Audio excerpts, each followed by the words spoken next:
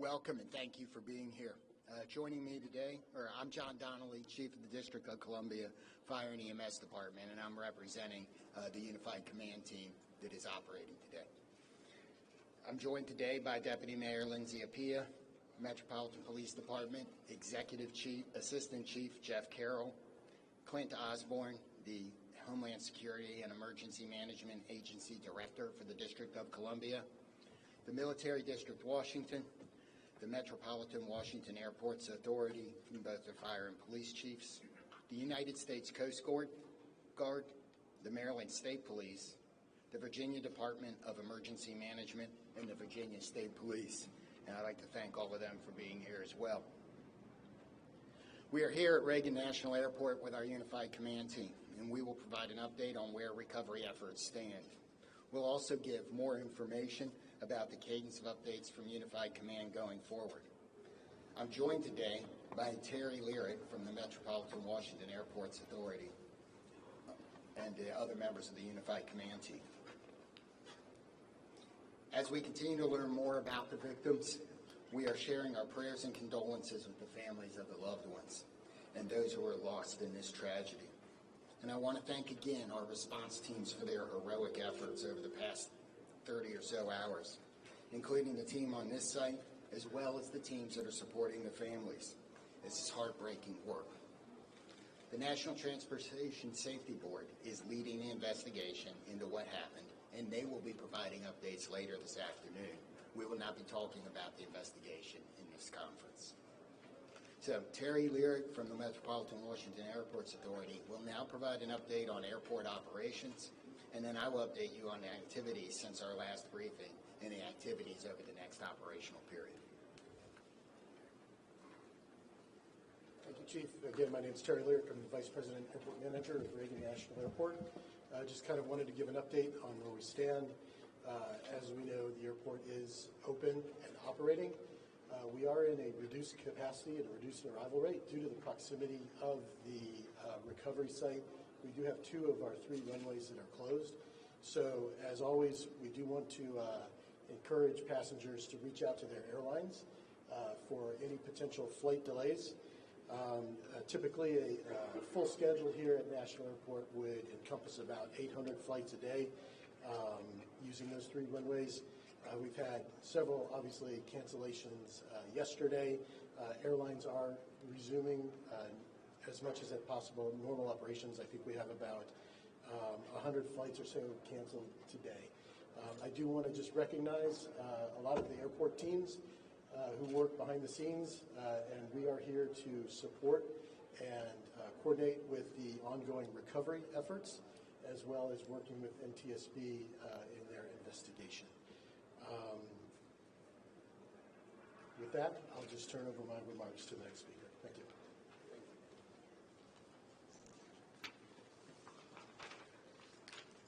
So, overnight, our teams continued search operations and surface work, including side sonar scanning, shoreline searches, and aerial searches. Also, 2 Coast Guard cutters have arrived on station, and you may be able to see them out there on the water. Other efforts off-site included the NTSB, American and PAL Airlines, and district officials meeting with families at the Family Assistance Center and providing the support that they need to get through this horrible event. We've we have recovered 41 sets of remains, and 28 of those victims have been positively identified. And as of 6 a.m. this morning, next of kin notifications have been made to 18 families. Going forward with our recovery operations, search teams will continue to work the site. We'll do side sonar scanning, searching the shoreline, and aerial operations. Our dive teams are working in targeted areas, and additional Coast Guard assets will arrive this afternoon. The salvage crews have begun to arrive on the scene, and they're assessing the work that's going to be needed to recover the aircraft from the water. We expect those operations to begin no later than tomorrow afternoon. The teams are also working the shoreline down the river, as we do expect some debris to be dragged by the current. And if members of the public believe they have information or have discovered potential wreckage, we're asking you not to touch it and to call 911, and we will send somebody out to get it. Supporting the response team. This has been a tough response for a lot of our people. We've had over 300 responders operating at one time, and I think we've got about 500 people that have worked through this site. So the Unified Command has activated peer support for its first responders to make sure that everybody has somebody that can help us get through this. And the outpouring of support, people like the World Central Kitchens Relief Team and many of the local restaurants here at the airport have supported the people working, making sure they have food so they don't have to stop. And I want to thank the rest of the community for their outpouring of support and the messages that they have given to the firefighters, police officers, military officials, and everybody else that's working. If you want to help, the Greater Washington Community Foundation has a relief fund. You can donate at the link above. We also, be careful, avoid your fundraising scams, only trust verified sources, and ways you can help is to amplify that message using trusted sources on social media. Exercise patience through the transition as this impacts the region. Things like the delays at the airport, people are going to need your grace. I know we've got a lot of vehicles around. We've got some areas closed that are normally open to the public around the river, and we need your patience in that. Check in on your friends and neighbors, and if you're feeling anything about this event, please call the crisis hotline, talk to a medical professional, and you can use 988 on your phone.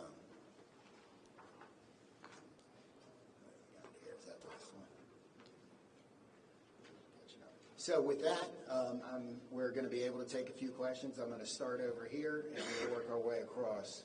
1, 2, 3. Yes, sir. Hi, it's Campbell Roberts from the New York Times. Can you talk about the FAA's decision to restrict helicopter flights in and around National Airport? So the question is, can anybody talk about the FAA's decision to restrict flights in and around National Airport? I don't believe we have any. So that's probably beyond the scope of this interview. You'll have the NTSB later, and that's something I might ask them. Yes, sir. Chief Skyler Heather with CBS News.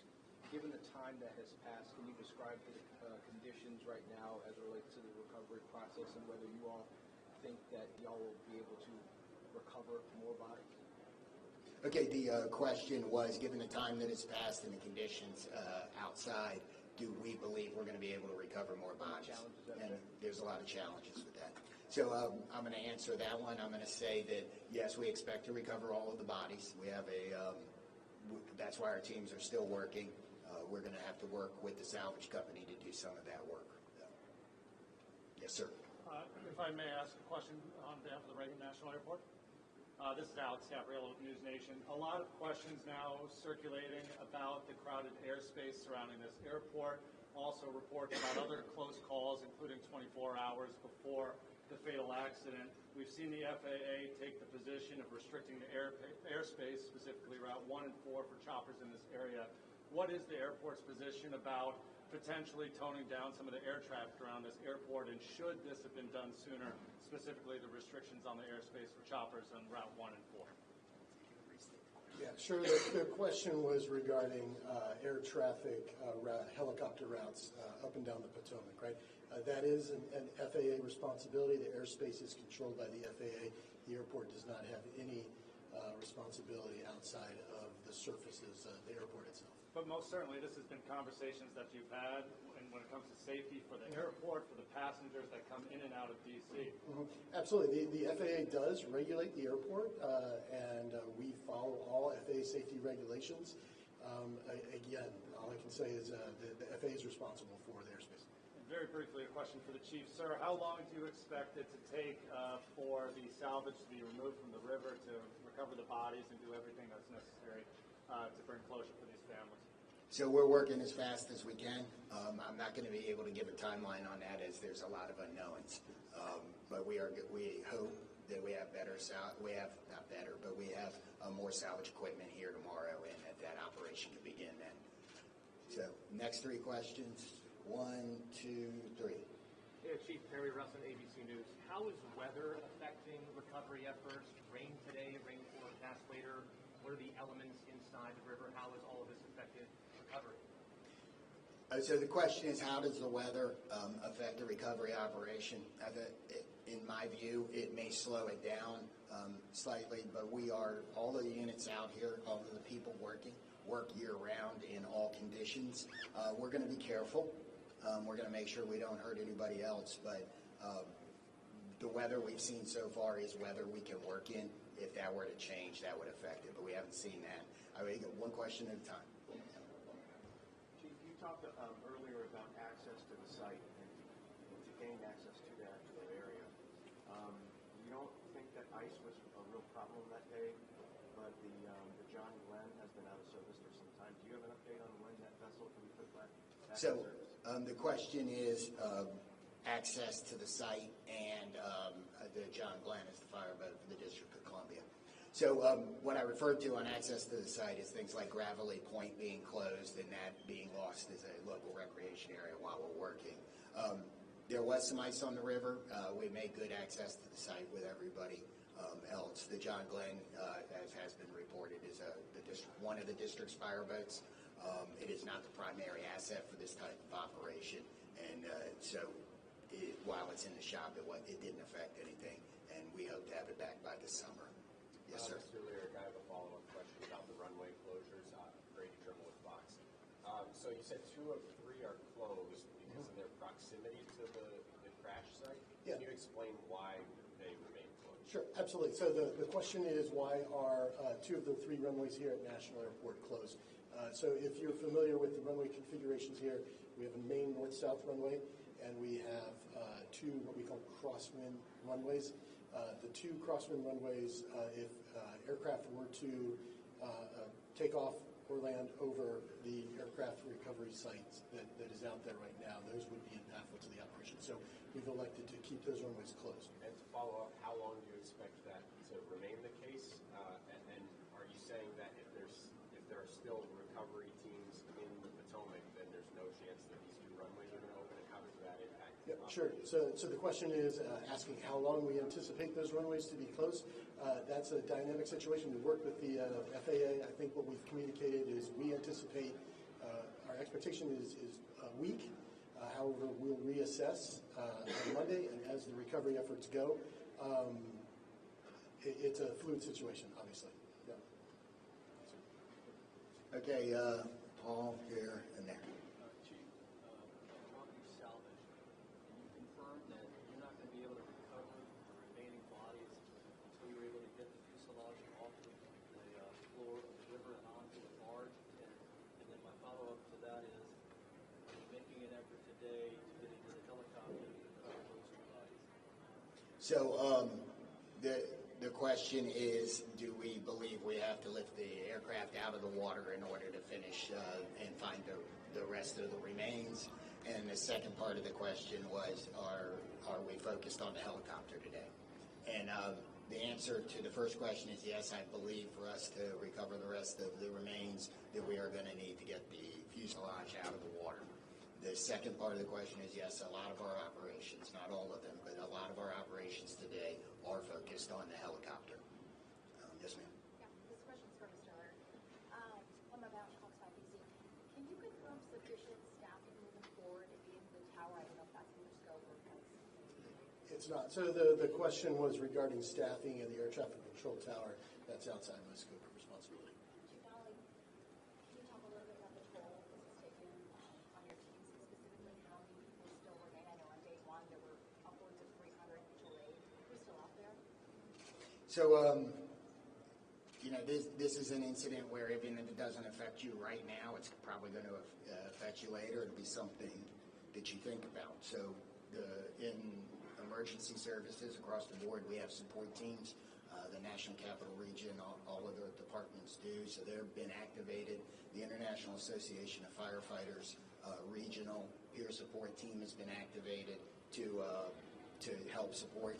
And the incident management team, as they rotate responders through the scene, are making sure that there are opportunities for them to get the assistance they need. I'm going to ask the Virginia State Police to talk about the peer support he's doing a little bit. I'm First Sergeant Blank with the State Police in Virginia. We are working with our partners. MWA is leading the support for the effort for peer support, but I'm here in support of that effort. And we have several regional partners that are contributing to that, including mental health professionals who are on site from ANOVA and from a nonprofit in the area that are providing support. The Virginia Law Enforcement Assistance Program is also planning to send support, and all of most of the public safety agencies in the region are providing personnel to assist with that effort. Yes, ma'am.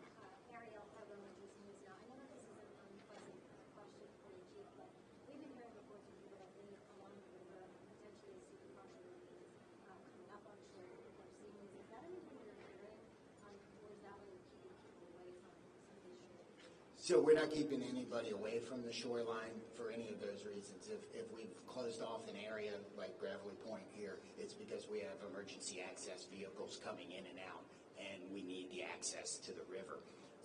We have received some 911 calls about either debris or remains. I don't know that we've actually found any remains. We've certainly picked up debris from those 911 calls.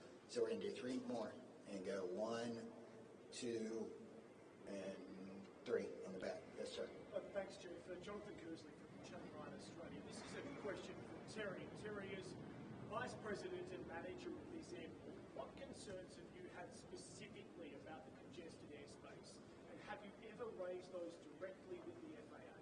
So again, the United States airspace is the safest in the world. Safety is one of our top priorities, and we continue to ensure that the airport is safe for operations. To follow up on that, it wasn't safe in this instance. There have been near misses here before. You would have been made aware of those as manager of this airport. Have you raised concerns with the FAA about the congested airspace around Washington's airport? Yeah, I can say again, we work with the FAA. We're regulated by the FAA. We comply with all FAA safety regulations. But that doesn't answer the question. Yes, sir.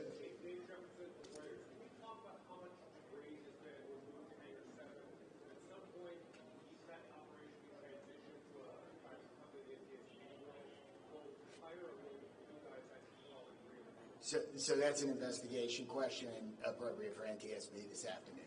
We'll take 2 more. Yes, sir. Tom Resnick, so I had a question for Terry as well. As far as the airport took a position against adding extra long-distance flights out of here, and one of the concerns was there's just too much already going on. Do you maintain those concerns because they're supposed to start in the next few months? Are you concerned about safety of those extra flights? Thanks, Tom. So the question was regarding the additional slots to DCA. As you know, the slots are federally controlled, federally mandated, and we have to follow federal regulations. Are you still concerned about it? I mean, the airport's part was concerned. Yes. Again, we have to follow the federal regulations on the slot controls. That's it. Hi, Jim Spellman, CGTN. Terry, one more question for you. You're talking about the FAA, Congress, federally mandated, et cetera. Where does the buck stop with this accident and ensuring that the next flight to take off from this runway is safe? Again, the question is really directed to the FAA and Congress, I believe. Yeah. One last question is right here. You have 41 victims recovered. Are you confident in the location of the others? Where are they? Are you confident that you know where they are? So I think we know where they are. We won't know until we're done. I mean, we're going to continue the search operation, but we've searched a large portion of this river, and we are right there. So, I didn't read. So the question. Let me answer the question again, or let me restate the question. Sorry. The question was, are we confident we know where the other remains are? And that it couples with the question about removing the aircraft. I believe that when we remove the aircraft, that will help us resolve this number. If it doesn't, we will continue to search. Okay. That's the process. You take the salvage, the fuselage out. You're going to put it on a. Just reiterate that process. What that looks like. Removing it, putting it on a barge. Is that right? So some of that isn't decided yet. We'll have to see what the salvage team is doing once they get all of their equipment here. So we may have more on that tomorrow, but so I don't know the exact process today. So thank you all for coming today. We hopefully we answered your questions. We are going to do this again tomorrow. I don't have the time yet, but we will push that out so we can provide the same type of update. Thank you. Thanks, Chief. Thanks, Jess.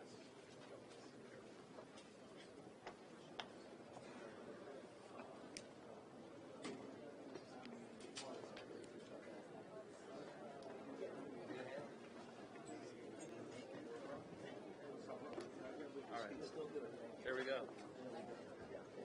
Hey guys, just